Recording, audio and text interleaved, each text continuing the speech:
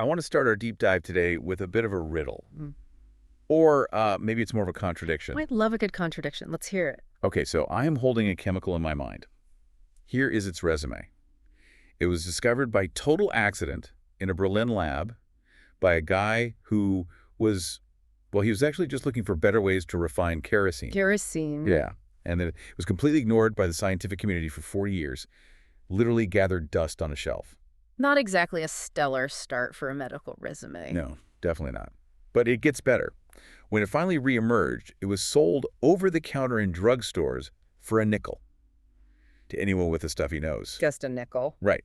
And from there, it pivoted to become the literal fuel for the German blitzkrieg in World War II. Then it transformed into a housewife's best friend for weight loss in the 1950s, and then it fueled the counterculture revolution of the 60s. And yet here we are. Exactly. Here we are. As of today, Monday, February 23rd, 2026, this exact same chemical is one of the most tightly controlled substances on Earth. It's categorized alongside morphine and cocaine. And yet we just saw the DEA raise the production quotas to historic highs because we literally cannot make enough of it to satisfy the modern human brain. When you zoom out and frame it like that, it really does sound like science fiction.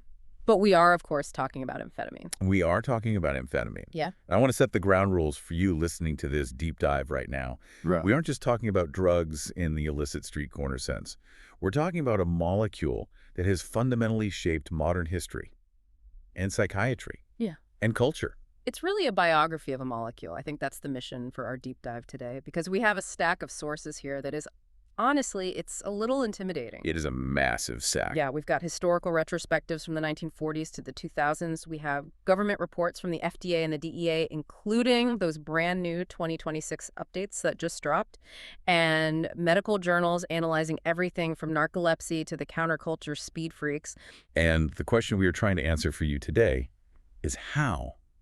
How did we go from plastic inhalers at the drugstore that anyone could buy for pocket change to the Schedule II restrictions and the massive, massive shortages we've been dealing with for the last few years? It is a wild ride. And to understand the landscape of 2026, you really have to understand the journey, because this molecule has worn a lot of different masks over the last 140 years. So let's rewind. All the way back, you mentioned this started with a guy looking for oil. That's right. Part one of our story, the dormant years. So the year is 1887. We are in Berlin, and there's this Romanian chemist named Lazar Edeleon. Okay. Now, Edeleon isn't trying to cure ADHD. He isn't trying to keep soldiers awake. He's a petrochemical guy. He is looking for better ways to refine crude oil. Which is about as unmedical as you can possibly get. Exactly. But in the process of his experiments, he synthesizes a new compound. He names it phenylisopropylamine. Phenylisopropylamine, that's a mouthful. Yeah, well, he writes down the formula, he writes his paper, and then he just moves on. He just leaves it. He abandons it completely. I mean, he eventually becomes famous for the Edeleon process of refining oil, which is actually still a thing, by the way. But this molecule, which we now know as amphetamine, just sits on a shelf. For 40 years. Almost exactly 40 years. It really highlights something fascinating about how science works. Sometimes the discovery precedes the utility. It was a chemical without a cause. A solution waiting for a problem. But wait, let's dig into the chemistry for a second, because I think this is important for you to understand at home. Why was this molecule special? Chemists make new stuff all the time. Right. What made this one different from, say, I don't know, adrenaline? That is the billion-dollar question. So Edeleon didn't realize it, but he had synthesized a molecule that was structurally very similar to adrenaline, which is your body's natural fight-or-flight chemical. Right. But with a twist. What kind of twist? He added a methyl group to the alpha carbon position. Okay, pretend I failed high school chemistry. Which I might have? What does that mean practically? Fair enough. Think of the methyl group like a helmet, or like armor. If you were to drink a vial of pure adrenaline, nothing would happen. Your stomach acid and enzymes would destroy it before it ever reached your brain. It's too fragile. So adrenaline has no armor. Exactly. It gets broken down instantly. But amphetamine, that little methyl group acts like a structural shield. It allows the molecule to survive the stomach, pass through the liver, and cross the blood-brain barrier completely intact. Wow. Yeah, Edeleon had essentially created an orally active, long-lasting version of adrenaline. And he didn't even know it. That is wild. So he built the tank, but he didn't know how to drive it. That's a great way to put it. So when does it finally wake up? When does someone figure it out? Late 1920s. Specifically 1927 to 1929. Enter a guy named Gordon Alice at UCLA. Now, the context here is super important. In the 20s, the medical world relied heavily on ephedrine to treat asthma. Ephedrine, like from the Mahuang plant, right? Exactly. But supplies were getting scarce. Doctors were desperate for a synthetic substitute to open up people's airways. So Alice goes looking through the old chemistry archives. Essentially, yeah. He synthesizes amphetamine salts, thinking it might work like ephedrine. And in true 1920s scientist fashion, he decides the best guinea pig is himself. Oh, of course he did. Why test on mice when you have a perfectly good arm? Right, so he injects himself with 50 milligrams of the stuff. 50? Wait, that is a massive dose by modern standards, isn't it? It is huge. To put that in perspective for you, a starting dose for modern Adderall might be 5 or 10 milligrams taken orally. He took 50 milligrams intravenously. It must have been an absolute rocket ship. I can't even imagine. And he takes detailed notes while this is happening. He does. He's a professional, after all.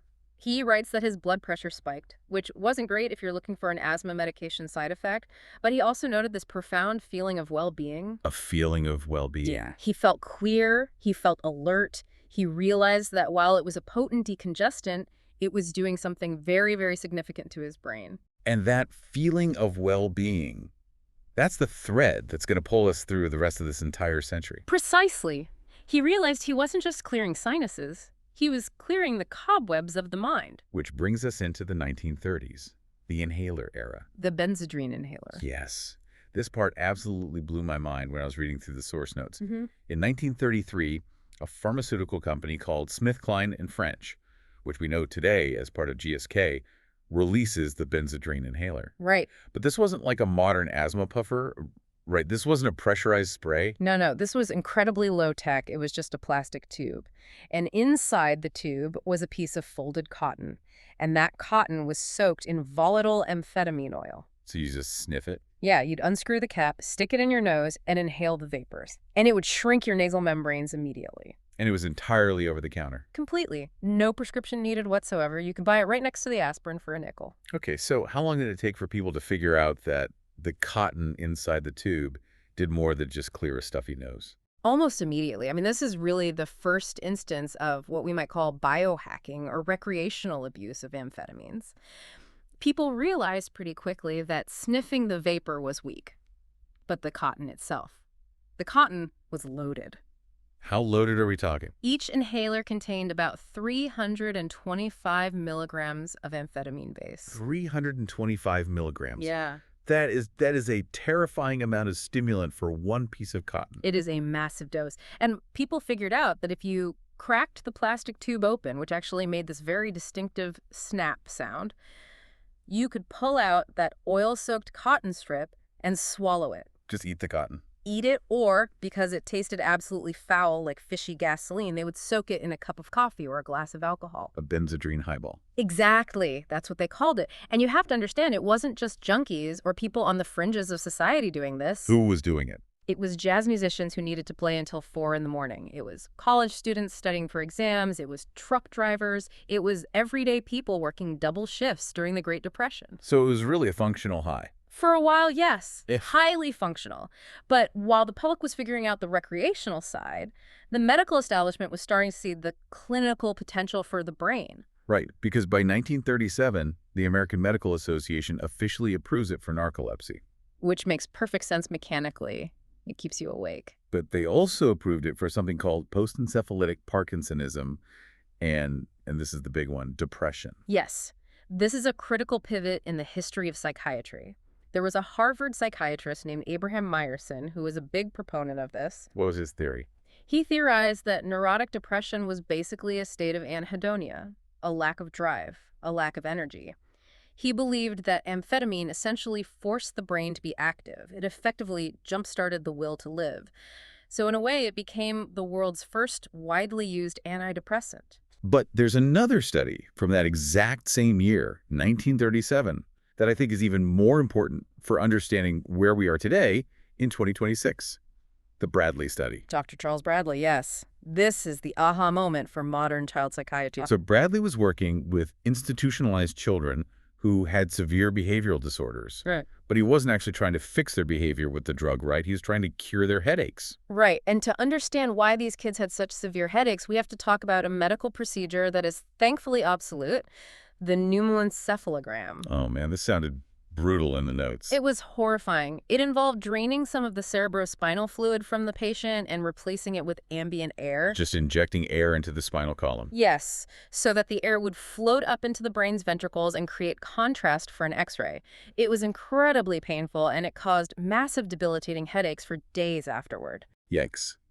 So Bradley sees these kids suffering from these air-induced headaches, and he thinks, well, gives them this powerful stimulant, Benzedrine, to raise their blood pressure, hoping that altering the blood flow helps the headache. And that's when he observes the paradox. The paradox. Logic dictates that if you give a hyperactive, bouncing-off-the-walls child a heavy dose of a central nervous system stimulant, they should explode with energy. They should be climbing the literal curtains. It's adding gas to a fire. Exactly. But that is not what happened. No. Bradley saw the exact opposite. He did. The teachers came to him completely baffled. They said the math class is totally silent. The kids calmed down. They focused on their assignments. Their academic performance rapidly improved. The birth of ADHD medication. Yes. He called it hyperkinetic disorder of childhood back then, but he had effectively stumbled upon the treatment that would define the 21st century for millions of people. Can we pause on the science of that paradox for a second? Okay. Because I think a lot of people listening, if you don't have ADHD, or even if you do, you might struggle with this concept. How exactly does speed slow you down? It's a great question, and it's counterintuitive. But think of the human brain like an orchestra. In a person with ADHD, the conductor of that orchestra, the prefrontal cortex, is asleep at the podium. So the musicians, which are your impulses, your random thoughts, your motor functions, they are just playing whatever they want, whenever they want. It's totally chaotic noise. So the hyperactivity isn't an excess of energy, it's actually a lack of control. Exactly. It's a lack of inhibition. The brain is understimulated. So when you introduce amphetamine, it floods that prefrontal cortex with dopamine and norepinephrine. It wakes up the conductor. It violently wakes up the conductor, and suddenly the conductor taps the baton and the whole orchestra falls into line. The external behavior calms down because the internal control center is finally awake and doing its job. That makes perfect sense. The stimulant isn't stimulating the body, it's stimulating the brakes. Exactly. The brakes get stimulated. So Bradley finds the key. But before we get to the modern era of ADHD and Adderall, we have to talk about the event that truly globalized this drug. World War II. The War Machine. This is part 3 of our timeline. It seems like every single major military power in World War II was running on speed. They absolutely were. Yeah. It was total war, and that required total wakefulness. I mean, we often hear about the German Blitzkrieg, the Lightning War. Well, it turns out that lightning was heavily fueled by methamphetamine. Pitocin. Yes. The Nazis issued Pervitin, which is a brand name for methamphetamine, to their troops on a massive, massive scale. We have records in the source material showing that 35 million tablets were shipped to the front lines just for the invasion of France in a 3-month period. 35 million tablets in 3 months. That number is just staggering. It's unbelievable. The tank drivers literally didn't stop to sleep. They just kept driving for 3 days straight. They would cover ground that the French and British commanders thought was physically impossible. Because for a normal, unmedicated human, it was impossible. And this wasn't just about staving off sleep. It was about aggression. Right. Japan was doing the exact same thing on the other side of the world. They used Philippon, which is another form of methamphetamine. The pills were literally stamped with the emperor's crest. Wow. Yeah, they gave it to factory workers to maintain brutal production quotas. Yeah. But most notoriously, they gave it to the kamikaze pilots. That is such a chilling historical detail. It really is. But it makes grim sense. It steals the nerves. It suppresses the natural human survival instinct. If you are about to fly a plane into a battleship, you need something profound to disconnect you from the sheer terror of that reality. And the Allies. We weren't innocent in this either. Not at all. The US and the UK didn't use Pervitin, but they used Benzedrine, amphetamine sulfate. It's a slightly different chemical profile than methamphetamine. It doesn't cross the blood-brain barrier quite as rapidly, but the effect on a tired soldier is largely the same. The U.S. issued them in 5-milligram tablets, right? That were literally packed into the bomber pilot's survival kits. And the official line from the military was that it was to combat fatigue, to keep the soldiers awake on long watches. That was the official indication. But if you look at the soldiers' diaries and the retrospective analyses from the medical corps, The reality on the ground was very different. Soldiers didn't just take it to stay awake, they took it for the mood boost. It made them feel invincible. Exactly. It altered how men fought. It allowed them to ignore the psychological trauma occurring in real time. It allowed them to ignore combat fatigue, which is what we would call PTSD today. There were even specific tablets for pilots, right? Yes, the Stuka tablets. Mm. German dive bomber pilots took them to prevent blacking out from the intense G-forces during a dive. The amphetamine raised their blood pressure just enough to keep the blood pooling in their brain instead of draining into their legs. Incredible. But here is the sociological kicker for all of this. The war ends in 1945. You have roughly 16 million Americans who served, and a huge portion of them have been exposed to this drug. They knew what it felt like. Right. Then they come home, the military contracts end, and surplus pills flood the civilian market. And suddenly, the target demographic completely shifts. Which brings us to part 4, the 1950s, the era of housewives and diet pills. It went from the trenches to the suburbs. It really did. The pharmaceutical companies, specifically SmithKline and French again, were very, very smart about this. They knew the massive war contract was over. They needed a new market for all this production capacity. So they pivoted away from war and shifted to weight loss and mild depression. And they targeted women. Aggressively. Yeah. This is the era of the rainbow pills. You have these incredibly colorful cocktails of drugs. And the most famous of these was probably Deximal. Oh, Deximal! That is a truly fascinating pharmacological study. It was essentially a pharmaceutical speedball in a pill, right? Basically, yes. It was dextroamphetamine, the powerful upper, mixed with amobarbital, which is a heavy sedative, a downer. So it wakes you up and puts you to sleep at the same time. How does that work? That was exactly the marketing pitch. See, amphetamine makes you skinny. It suppresses your appetite beautifully. But it also makes you jittery, paranoid, and anxious. The barbiturate was put in there to take the edge off the speed. Oh. So they marketed it to cure everyday mental and emotional distress. Think about it. If you were a housewife in 1955 feeling completely overwhelmed by the kids and the cleaning and the societal expectations, or if you just wanted to fit into that size 6 dress for a cocktail party, Deximal was pitched as the magical answer. And the doctors were handing it out like candy. It was an entirely iatrogenic epidemic. Iatrogenic meaning doctor-caused. Doctors prescribed it for absolutely everything. Psychosomatic pain, lethargy, sadness, you name it. It was the original mother's little helper. But it wasn't just housewives taking it to vacuum the living room faster. We have to talk about Dr. Feelgood. Max Jacobson, the infamous doctor to the stars. And the president. And the president of the United States, John F. Kennedy. It's still crazy to me that this is on the historical record. Oh, it is widely documented now. Kennedy received regular injections from Jacobson that contained highly concentrated methamphetamine and a mix of vitamins. He ostensibly used them to manage his chronic, debilitating back pain, but also to maintain that youthful vigor he was so famous for on television. It's such a massive cultural cognitive dissonance. You have the President of the United States effectively on speed during the Vienna summit, going toe-to-toe with Khrushchev. You have mathematicians and famous writers puffing Benzedrine, while simultaneously the establishment is starting to look down on street drug users. That exact dissonance defines the 1960s, which is part 5 of our journey, the peak. By 1962, the U.S. pharmaceutical production of amphetamines is estimated at 8 billion tablets per year. Oh, wait, run that number by me again. 8 billion tablets. 8 billion? Annually. That is enough for 43 doses for every single man, woman, and child in the United States at that time. That is just a staggering volume of stimulant. Where were they all going? Everywhere. Medical use was huge, obviously, but diversion was massive. You had script doctors who would just write thousands of prescriptions a week for cash. You had fake distribution companies buying millions of pills wholesale directly from the manufacturers. Literally just backing up trucks to the loading dock. Basically. It's estimated that 50% of all production was being diverted to the black market. And this fueled the counterculture, the speed freak scene. Haight-Ashbury.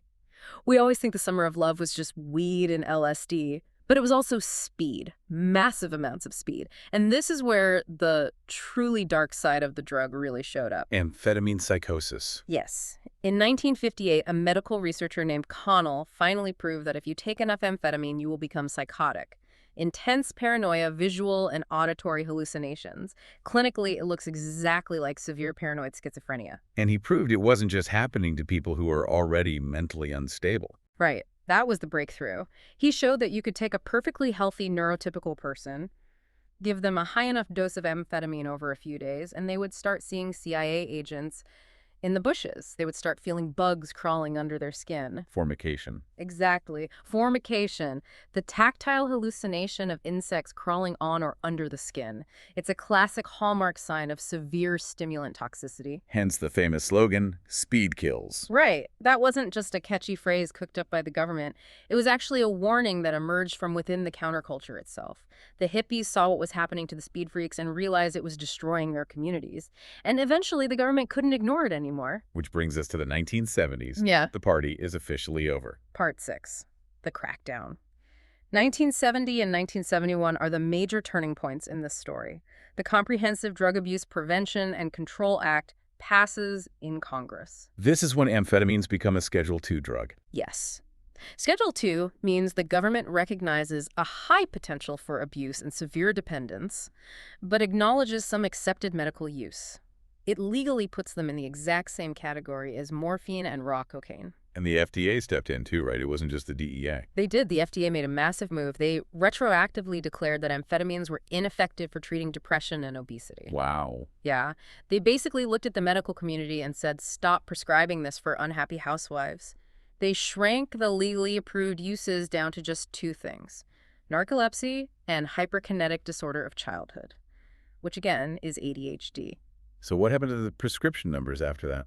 They absolutely plummeted. We're talking a 60% drop almost overnight. The pharmaceutical companies were suddenly slapped with strict production quotas. They couldn't just churn out 8 billion pills anymore. The spigot was turned off. And there is always but in the history of drug policy, when you squeeze the balloon on one end, it pops out somewhere else. Exactly. The societal demand for that dopamine hit didn't just magically disappear because the legal prescriptions did. When the legal pharmaceutical speed vanished, a massive vacuum opened up in the market. And who stepped in to fill it? Biker gangs, cartels. The illicit market. This is the birth of the modern crystal meth epidemic. The chemistry shifted from pharmaceutical tablets pressed in a lab to illicitly cooked methamphetamine using P2P or pseudoephedrine in a bathtub. It's tragic, really. We went from a regulated, albeit wildly overprescribed supply to a completely unregulated, highly toxic street supply. And that illicit market grew quietly but steadily through the 70s and 80s. But then in the 1990s, the pendulum of medical history swung back. Which is part 7, the ADHD resurgence. Suddenly, ADHD diagnoses begin to skyrocket in the 90s. We see the massive rise of Ritalin, which is methylphenidate, a close cousin to amphetamine, and then eventually the return of the mixed amphetamine salts. Adderall. Adderall. It was an absolute branding masterpiece. So. Well, a pharmaceutical company called Shire Richwood bought the rights to a defunct weight loss drug from the 70s called Obitrol. It was just a mix of different amphetamine salts. They took that exact same pill, rebranded it, and aggressively marketed it for ADHD. ADD for all. Adderall. ADD for all. That is incredibly on the nose. It worked brilliantly. And the legitimate usage rate started climbing right back up. I read some expert analysis in our sources that calls this the second epidemic. Yes, but this time it was strictly medicalized and highly regimented. By the 2000s, the overall consumption levels of prescription stimulants in the U.S. actually began to rival that crazy peak we saw in the 1960s. But the cultural context was completely different. Entirely. It wasn't prescribed for pep or weight loss anymore. It was for performance, for academic and professional focus. Which brings us right up to the present day, or, well, the last few years leading into where we are right now in 2026. Part 8, the landscape of 2026. If you've been paying any attention to the news lately, or if you personally have a prescription, you are painfully aware of the shortages. The early 2020s were an absolute nightmare for patients trying to get their meds. Chronic rolling shortages. You had a massive post-pandemic surge in demand, mostly because telehealth made it so much easier for adults to finally get diagnosed, and the strict DEA manufacturing quotas just didn't keep up with that demand. But that brings us to the news from last month, January 2026. The DEA actually made a major move. They did. We have the final 2026 aggregate production quotas report right in front of us, and for the first time in a very long time, it's a significant hike in production limits. Let's look at the specific numbers here because they matter. Right. So the DEA raised the quota for D-L-amphetamine, that's the specific active ingredient in Adderall, by over 14%. 14%. Yeah, that puts the legal production limit at over 24,000 kilograms for the year. 24,000 kilos. And what about Vivance? Lisdexamphetamine, an even bigger jump. a 22% increase, pushing it to over 51,000 kilograms for 2026.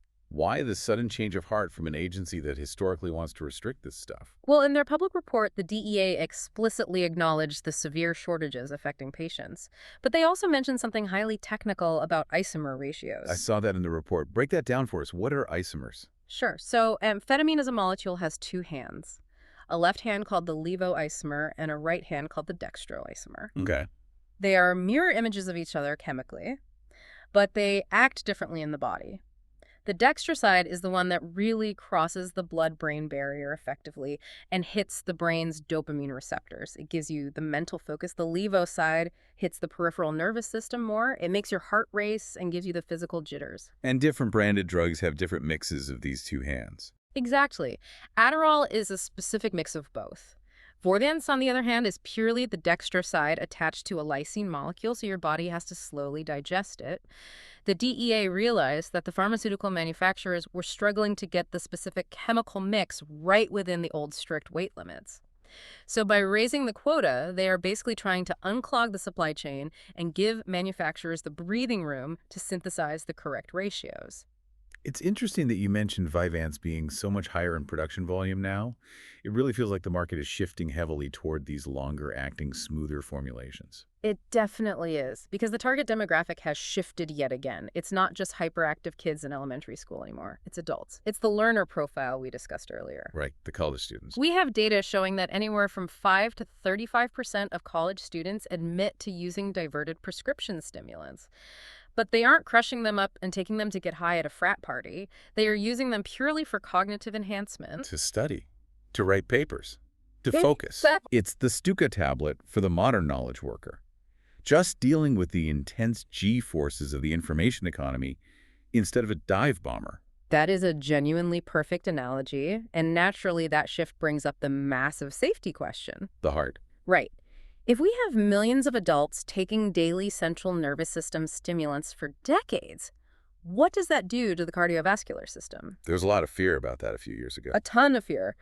But the recent data has actually been surprisingly reassuring. We have massive longitudinal studies. There was a huge one in 2011 and a massive meta-analysis in 2022 that tracked over 4 million participants. 4 million. That's a huge sample size. It is, and they conclusively showed that the therapeutic controlled use of ADHD medications does not seem to increase the risk of heart attacks or strokes in otherwise healthy people. That is a massive relief, considering the sheer volume of prescriptions we're seeing printed in 2026. It is a relief, but it doesn't mean the drug is harmless. It is still a powerful vasoconstrictor. It still raises blood pressure. It still demands deep medical respect. So let's unpack this whole cycle as we wrap up. We started with an ignored oil byproduct in 1887. Then it became an over-the-counter decongestant. Then a literal weapon of war. Then a housewife's diet pill. Then a heavily controlled Schedule II substance. And now today it's considered a cognitive essential for millions of functioning adults. It truly is the shapeshifter molecule. It becomes whatever society needs it to be at the time. Why does it stick around, though? Out of all the chemicals we've invented, why can't we seem to quit amphetamine? Because it taps into the most fundamental neurochemistry of human drive. It flawlessly mimics dopamine and norepinephrine.